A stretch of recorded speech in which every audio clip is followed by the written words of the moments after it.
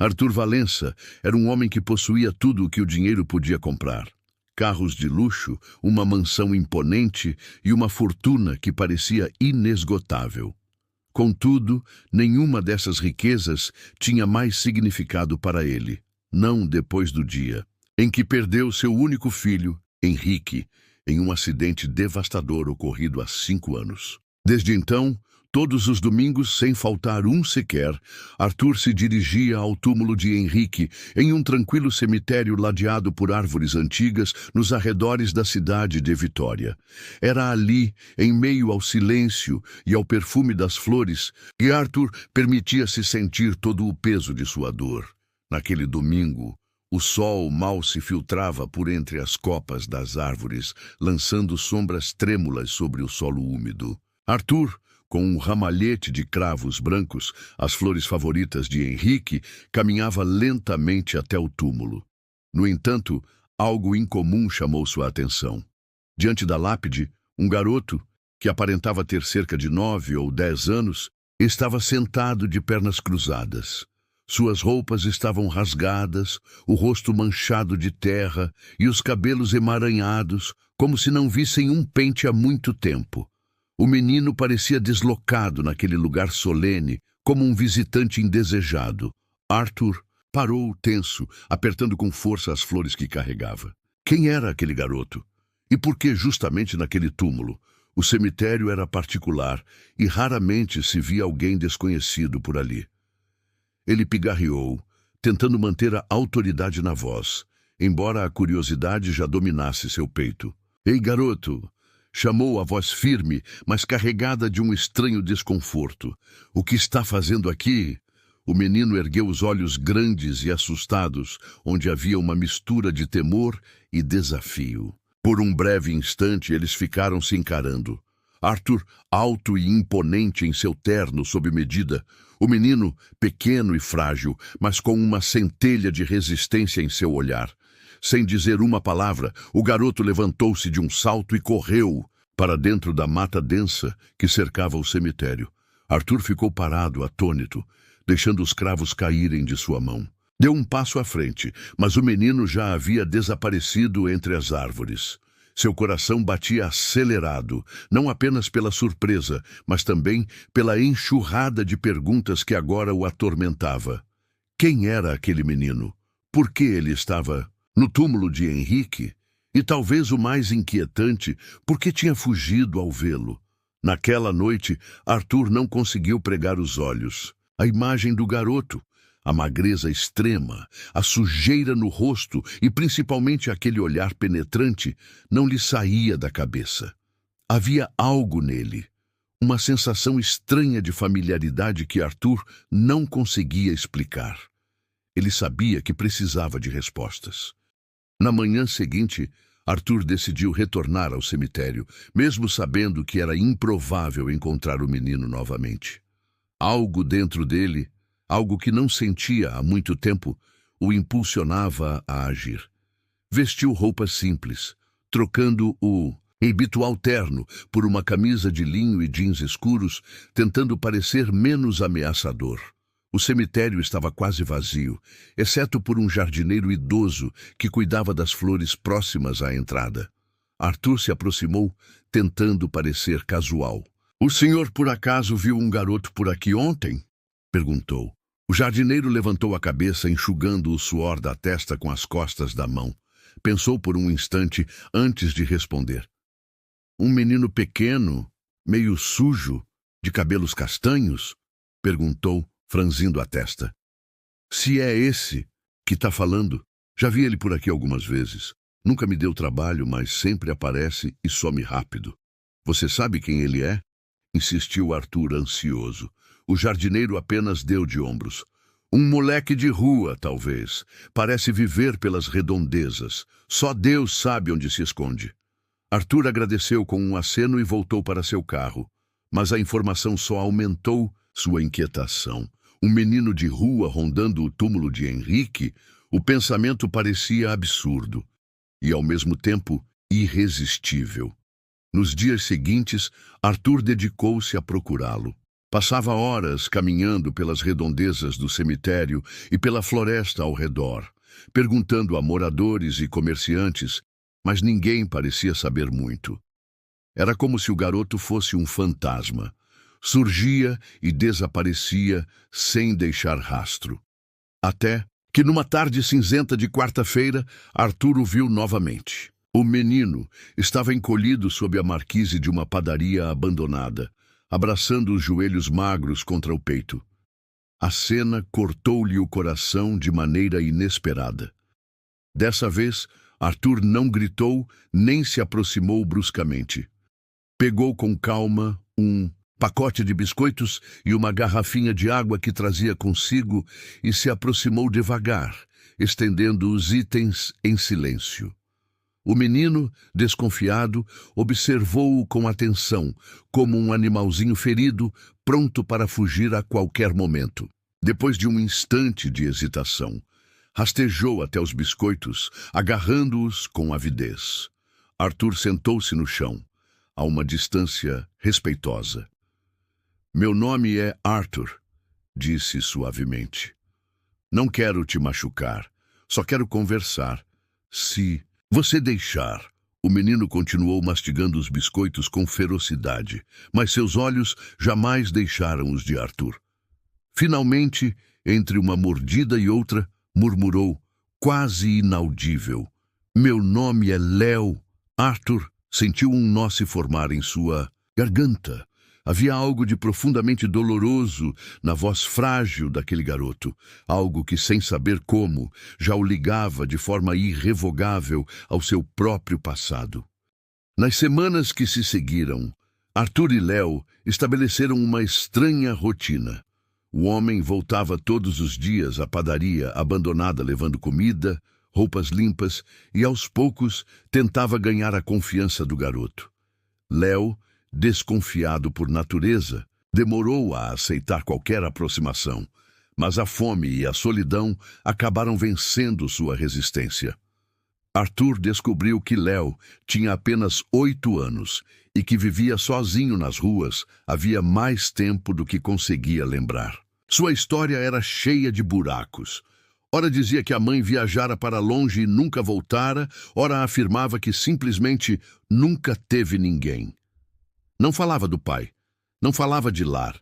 Apesar da dor óbvia por trás de suas palavras, Arthur respeitava o silêncio do menino, não forçava perguntas, apenas ficava ali, ouvindo quando Léo decidia falar, ou simplesmente compartilhando o silêncio. Era estranho, reconfortante até. Como de alguma forma, aqueles momentos preenchiam o vazio dentro dele que nenhuma reunião de negócios ou nova aquisição conseguira preencher. Certa noite, enquanto os dois se protegiam da chuva sob a marquise, Léo falou algo que congelou Arthur.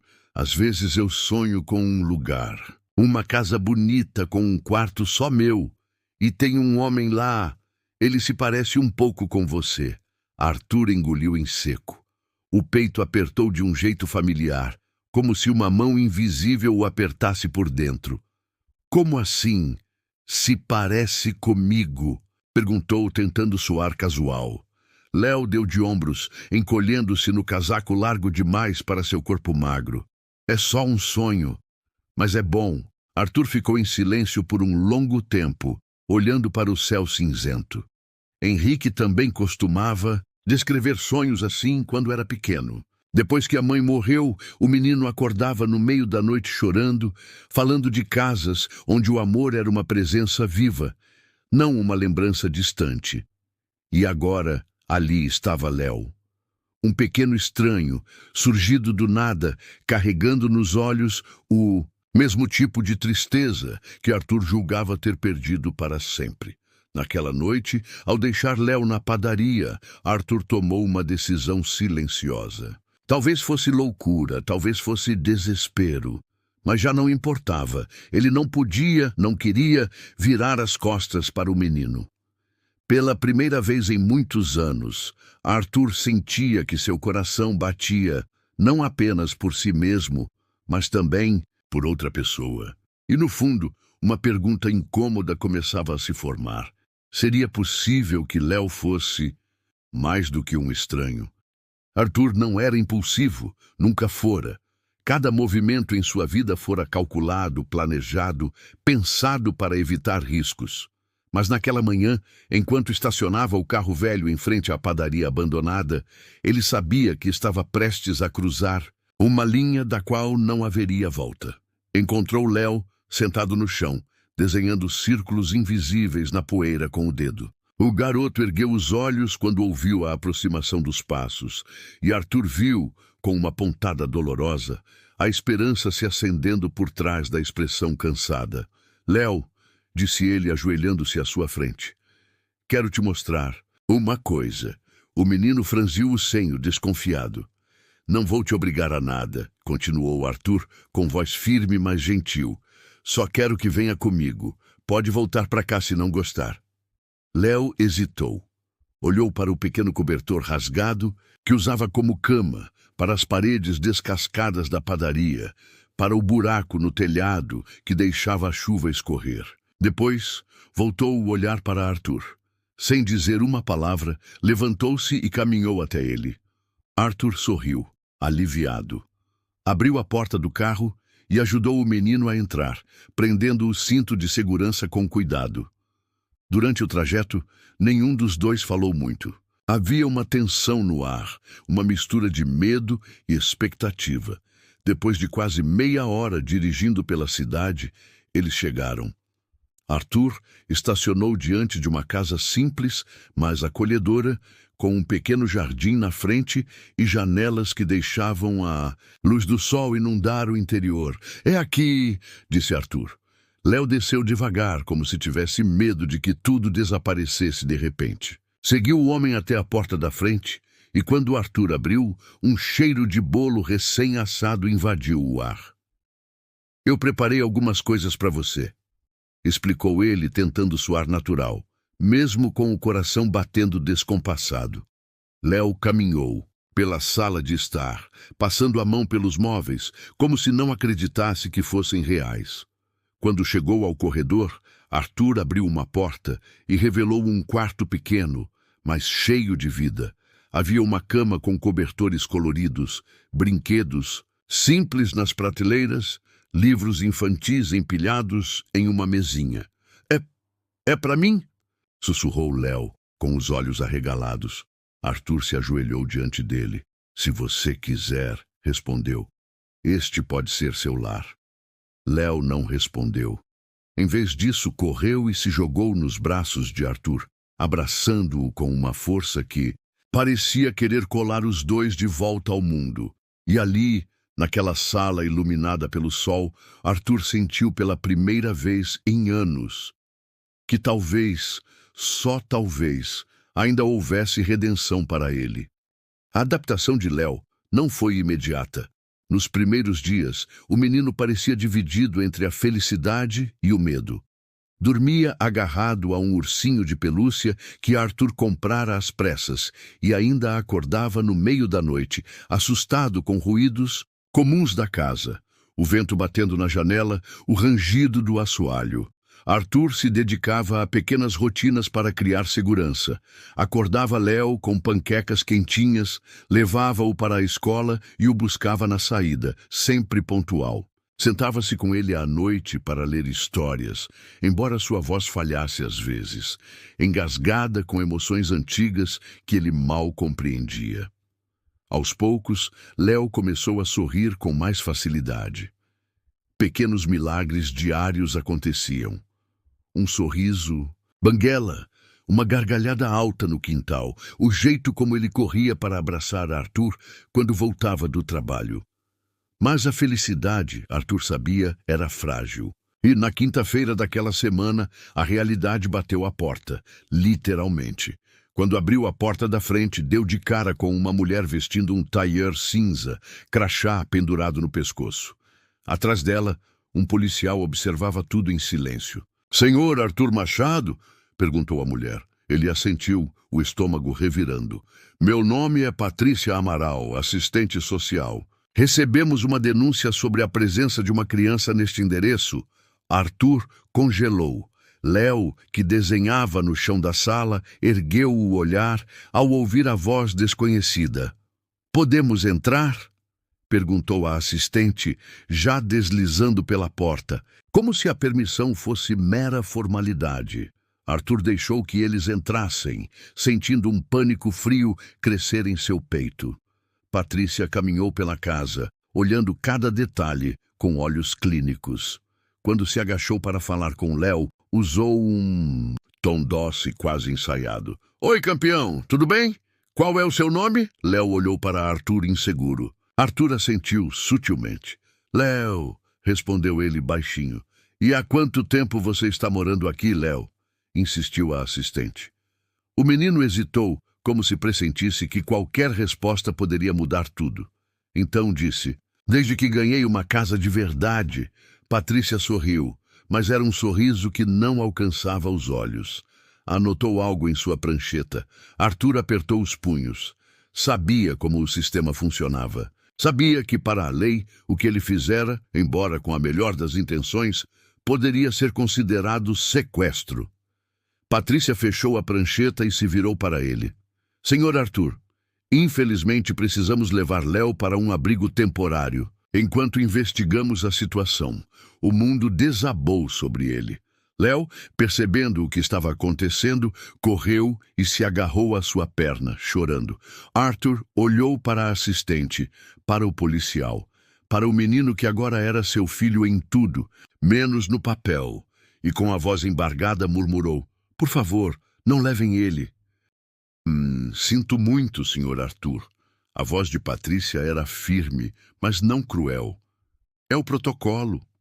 O policial se aproximou com um gesto silencioso de apoio. Arthur caiu de joelhos, abraçando Léo com força, como se pudesse protegê-lo apenas com seu próprio corpo. "Ele não tem ninguém", disse Arthur, a voz rouca de desespero. "Eu sou a única família que ele conhece." Patrícia se ajoelhou também, a alguns metros deles. "Se for o melhor para a criança, você poderá solicitar a guarda legal. Mas agora precisamos seguir o procedimento." Arthur olhou para Léo. Os olhos do menino estavam vermelhos, cheios de medo. "Você promete?" sussurrou Léo, agarrado à camisa de Arthur. "Você prometeu que eu nunca mais ia ficar sozinho." O coração de Arthur se quebrou em 1000 pedaços. "Eu prometo, meu campeão", murmurou ele, a voz falhando. "Eu vou lutar por você." Com muito cuidado, Arthur descolou as mãozinhas de Léo da sua camisa e o entregou para Patrícia, que o segurou com delicadeza. O menino chorava baixinho, sem fazer escândalo. Um choro miúdo e resignado, o tipo de choro de quem já aprendeu que a vida é feita de perdas. Quando o carro do serviço social sumiu no final da rua, Arthur ficou parado na calçada, sem saber o que fazer. O frio da noite começava a cair, mas ele mal percebia. Dentro de casa, o silêncio era insuportável. Tudo nele gritava para agir. Não podia apenas esperar o destino decidir o futuro de Léo. Então, respirou fundo e, com a determinação de quem não tinha mais nada a perder, pegou o telefone. Discou um número que nunca pensou que usaria. "Boa noite." Sua voz soou seca. "Eu preciso de um advogado, o melhor que vocês tiverem, e é urgente." Do outro lado da linha, uma voz profissional respondeu: "Podemos agendar uma consulta para amanhã de manhã? Sobre qual assunto?" Arthur fechou os olhos, sentindo a dor cortar fundo. "Adoção", respondeu ele. "Eu quero adotar um menino, e estou disposto a ir até o fim." Quando desligou, ficou olhando o telefone nas mãos. A batalha estava apenas começando. Mas uma coisa ele sabia: por Léo, ele moveria o mundo inteiro, se fosse preciso. O dia seguinte amanheceu cinzento, como se até o céu estivesse em luto pela ausência de Léo. Arthur colocou a melhor roupa que tinha, um terno antigo, mas bem cuidado, e foi ao escritório de advocacia. Cada passo parecia pesar toneladas, mas ele sabia, desistir não era uma opção. O advogado, Dr. Felipe Torres, era um homem de meia idade, cabelos grisalhos e olhos atentos. "A sua situação é Delicada, disse ele após ouvir toda a história.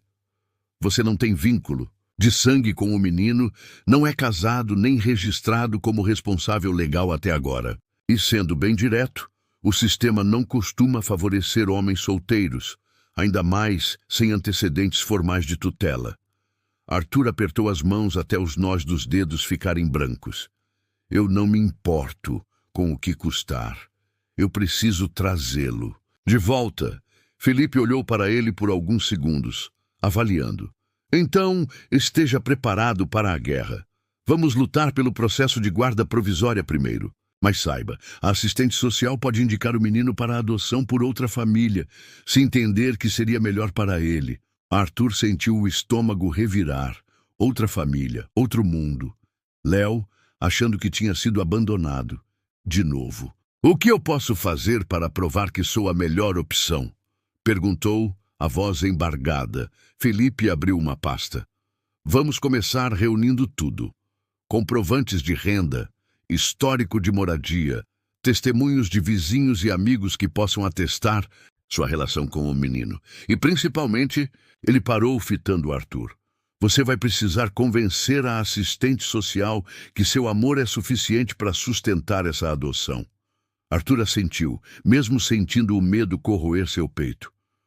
Durante os dias seguintes, ele mergulhou na missão. Reuniu documentos, pediu cartas para amigos, gravou vídeos com o próprio depoimento, contando a história dele e de Léo. Mas o golpe veio rápido e doloroso. 4 dias depois, Felipe ligou com a notícia. Arthur, eu sinto muito. Recebemos a informação de que Léo foi encaminhado para a adoção aberta. Uma família já demonstrou interesse. Um casal com estabilidade financeira e casa estruturada. Arthur ficou sem ar. Era como ver o chão desaparecer sob seus pés. Mas, mesmo assim, a resposta saiu sem hesitação. A gente ainda pode lutar, não pode? Do outro lado da linha, Felipe suspirou. Podemos, mas agora vai ser uma corrida contra o tempo. Arthur olhou para a janela, onde o pôr do sol tingia o céu de laranja e roxo, ele prometeu. E promessas eram feitas para serem cumpridas, nem que ele tivesse que atravessar o impossível para isso. Arthur não dormiu naquela noite. Cada hora que passava era uma corrida silenciosa que ele sentia estar perdendo. Mas perder não era uma opção. No dia seguinte, ele e o advogado entraram com um pedido de guarda provisória urgente. O argumento era forte. Léo já tinha um vínculo afetivo sólido com Arthur. Separá-los seria como arrancar a única raiz que aquele menino tinha no mundo. Mesmo assim, o juiz marcou uma audiência para dali a 3 dias. 3 dias. Tempo suficiente para o casal interessado agir.